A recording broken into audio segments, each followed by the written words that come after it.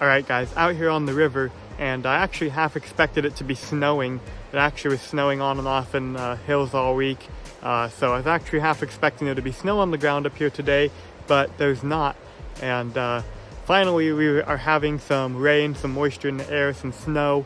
So the river actually came up the last, I don't know how long, month probably almost, that I fished. The river's been really low, really clear. We've been picking out steelhead here and there, but we've got a lot more water in the river today, some more color to the river. So hopefully the fish are going to be moving around, they're going to be bitey, and we're going to hook up. All right guys, so fishing high water is definitely different than fishing the low water that we did have. You know, this hole before, when it was lower, you know, the main part of the hole was across the river on the other side. Now, as you can see, I'm starting out just fishing right in this inside water here. It's a lot softer in here, so a fish doesn't have to be out there trying to fight that hard current. He can be in here.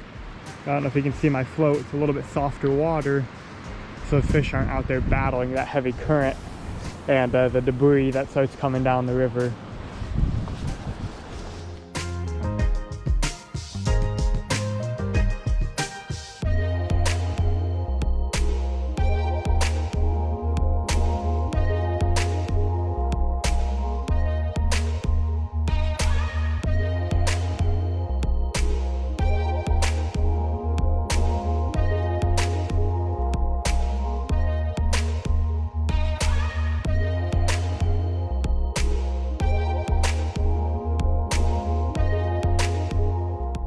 All right guys, fish on. It's a hot one. Holy cow, he's going psycho.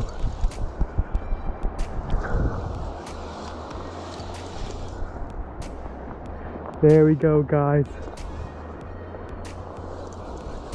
Nice one too.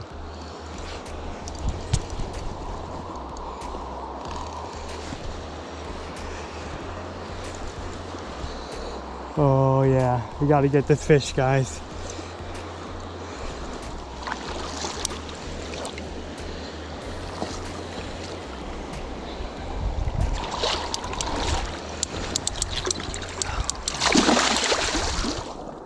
Oh, this guy is risky. There he goes on another run.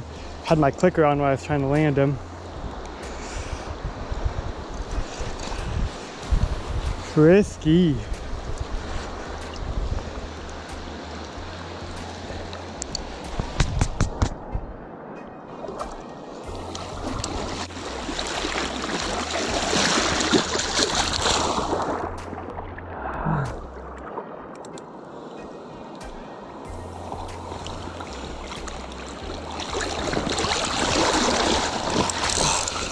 Got him. There he is, guys. As you saw there, I picked him up really quick just to get him, but immediately put his head in the water. Beautiful wild steelhead. Yes.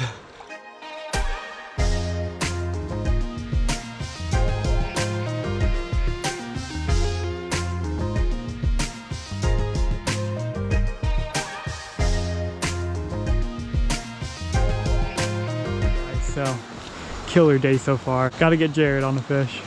Gotta get one. Got the second one of the day on.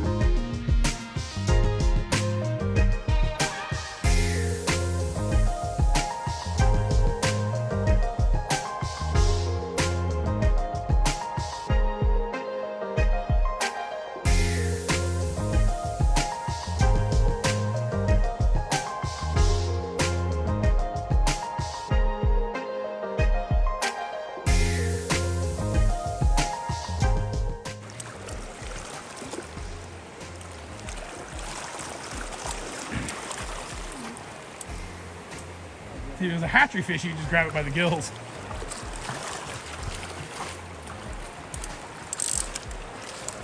There we go. Beauty old buck.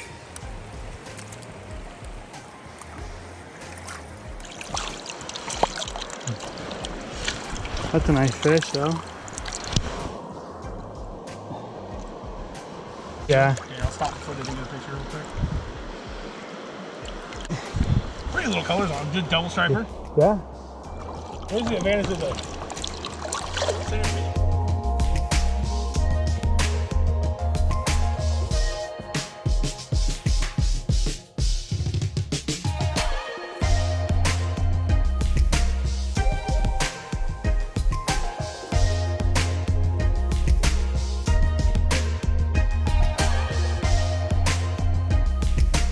Alright guys, that was an absolute awesome day on the river. That was just awesome. Went out there, hooked up on a fish. Pretty much immediately when I went out to the river, you know, it was a little bit higher, a little bit colored up, so I was a little scared, honestly, starting out the day. But the river cleared up a little bit, started to drop a little bit. I want to talk about the bead that I'm getting these fish on, because I think this bead right here has changed the whole bead game. You know, there was this big argument for such a long time, hard bead versus soft bead.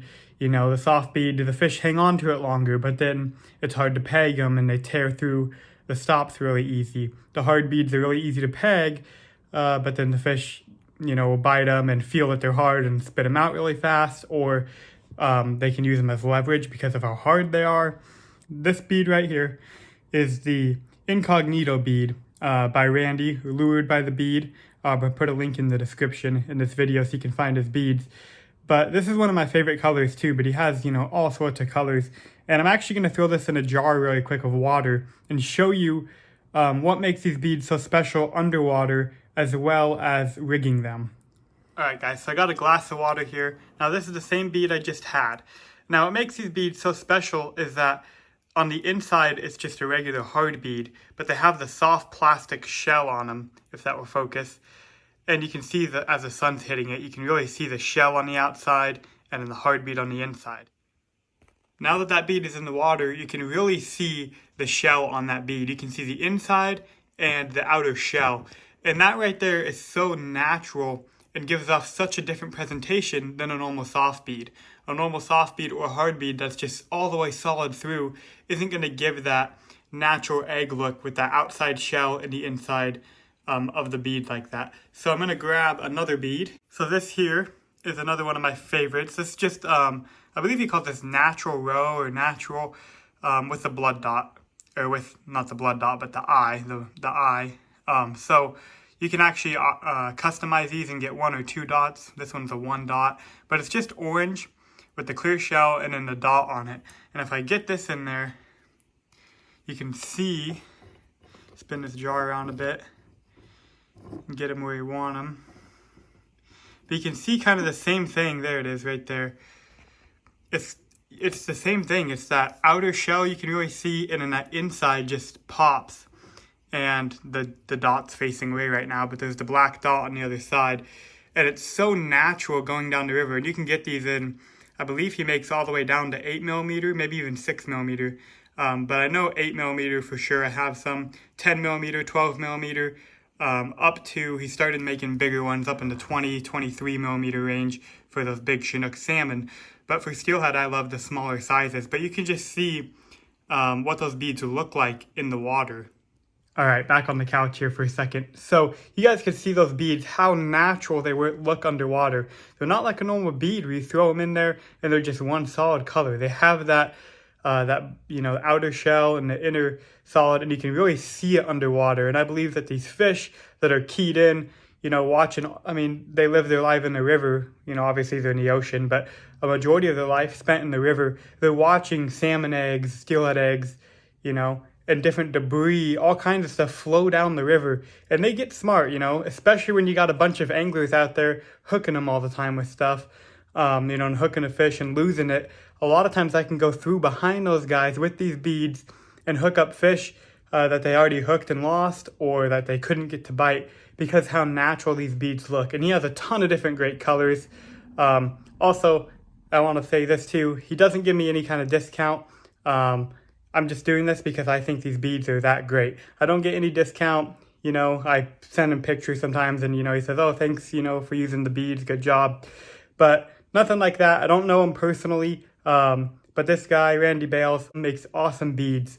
And another really good thing, I know this is a long outro, but is because those beads have that hard inside, you can peg them with that glass bead, which is how I do it. You tie in that glass bead. If you want to see a video on how to actually rig them up, comment down below and I'll make a video. If no one comments down below, I probably won't make a video. But if you comment down below and want a video to see how I actually set it up, which I've showed in the past, but I'll do an in-depth one, go ahead and comment down below. But anyway, I set it up with the glass bead tied into your line above the hook. So that bead being the hard inside will never ever rip through. So it's always pegged, it's always right where you want it when those fish grab it, and the colors are just amazing on that bead. So anyway, just wanted to get that spew out of there and wanted to show you guys how good these beads are because they're amazing. And I think they really, really help, especially on pressured fish. So anyway, thanks for watching. Thanks for watching me ramble on here. Hope you guys are having a great day and enjoyed this video. And hopefully more coming soon, guys. See ya.